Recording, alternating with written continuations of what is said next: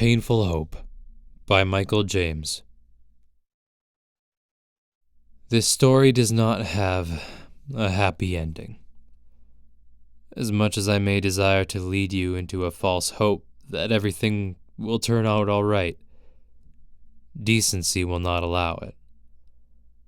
It may be my role as purveyor of this story to guide your emotions, yet, in this particular case, it would be dishonorable. Such deceit would only serve to insult the memory of a life that deserves more. My wife and I were only a year married when we discovered we were expecting our first. The emotions were a roller coaster from the start, between morning sickness, a very misleading phrase, and feeling incredibly unprepared for parenthood. To be honest, true excitement didn't really come until late in the pregnancy, when we decided to find out the gender. At the discovery of a little girl on the way, everything finally started to feel a little more real.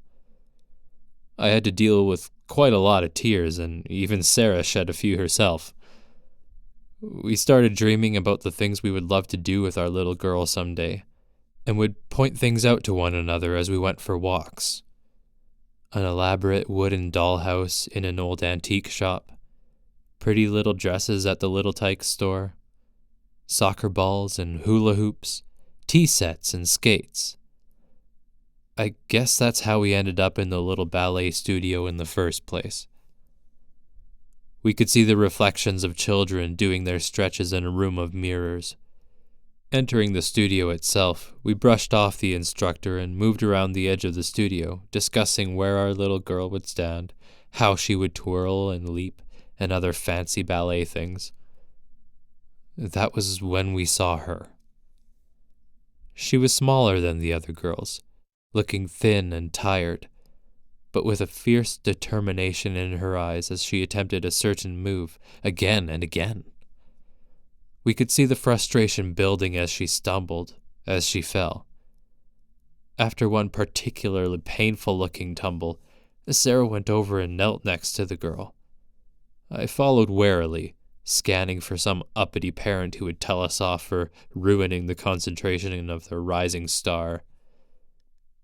No one came. No one looked. No one cared. Amy was 8 years old. Her mother had left. Her father was an alcoholic that didn't care whether she came home or not. She spent her days at the ballet school in order to have something to be proud of.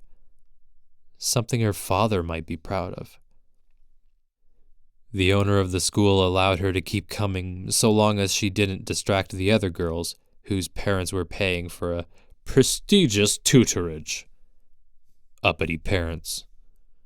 Well, the rest of the day had us running around and getting new ballet shoes, proper food, and other such things for Amy, who had very quickly endeared herself to our hearts. She was brilliant and polite, with a fiery spirit. We started coming back day after day, spending time with her and offering our encouragement and assistance. Sarah had long ago been in such a school. We even convinced the instructor that Amy should be allowed to dance in the solo recitals coming up in a few weeks. Then we noticed the coughing. It was subtle at first, one here and there, but after a few days we became worried.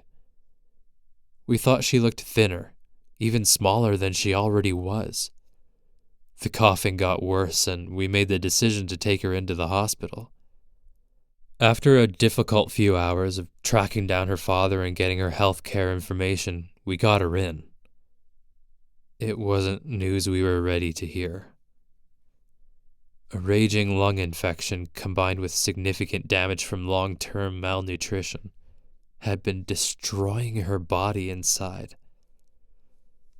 Nothing more could be done. She had 2 weeks at best.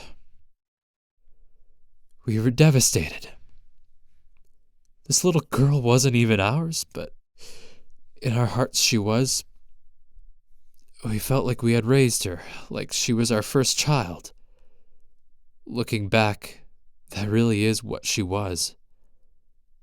As we both wept bitterly, she only smiled, weak and in pain, and said that everything was going to be okay.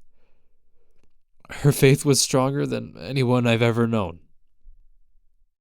After a few days of resting in the hospital, we were allowed to take her home. When we did, her father, mercifully sober for once, shrugged and said we could take care of her if we wanted. We took her home and made sure she wanted for nothing. Of course, what she wanted most was to dance. We could see the pain as she struggled through the routine we prepared for recital. She wouldn't give up and continuously would say, "As long as you're there, I can do it." Recital day came. We dropped her off at the studio early so we could go pick up a few things for celebration after.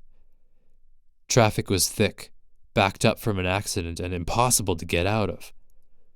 We rushed to the doors late and stressed out, made worse by the fact that they wouldn't let us in because the seats were all full. Sarah almost burst into tears when we heard Amy's song start to play. In desperation, we ran through the halls to the backstage door and made our way to the edge of the curtain so we could watch.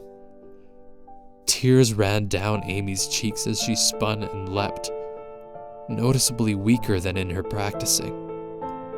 She didn't see us. We had left her too. Then we watched her foot catch, and she tumbled toward the stage edge as the crowd inhaled sharply. Sarah stifled a cry as Amy barely caught herself, hanging over the 6-foot drop. Then our eyes met hers. In an instant, we saw her fire return, a radiant smile lighting up her face. She pulled herself up and continued her routine with renewed strength and energy. Despite its complete lack of uppity propriety, the audience cheered. As the final notes of the song faded away and Amy took her bow, she collapsed. All was such a blur after that. Sirens, waiting rooms, doctors and nurses coming and going, finally being able to see her all propped up in a hospital bed, looking exhausted but content. We didn't understand how she could be so full of peace, so full of hope. Her diagnosis was coming to a close. We had maybe only minutes with her. I'll never forget her words to us. "I'm not scared. I don't have to be sick anymore. I don't have to be sad. I get to be with Jesus. I love you, Mommy. I love you, Daddy. I'll see you soon." As her heart stopped, ours shattered, I wanted to scream at God, to hate Him for this pain. But faced with the simple hope and faith of our little girl, I could not. He took her home. He stopped her hurt. He gave her peace. That was enough for me. 3 months later, our little girl was born, and our hearts began to mend. We called her Amy.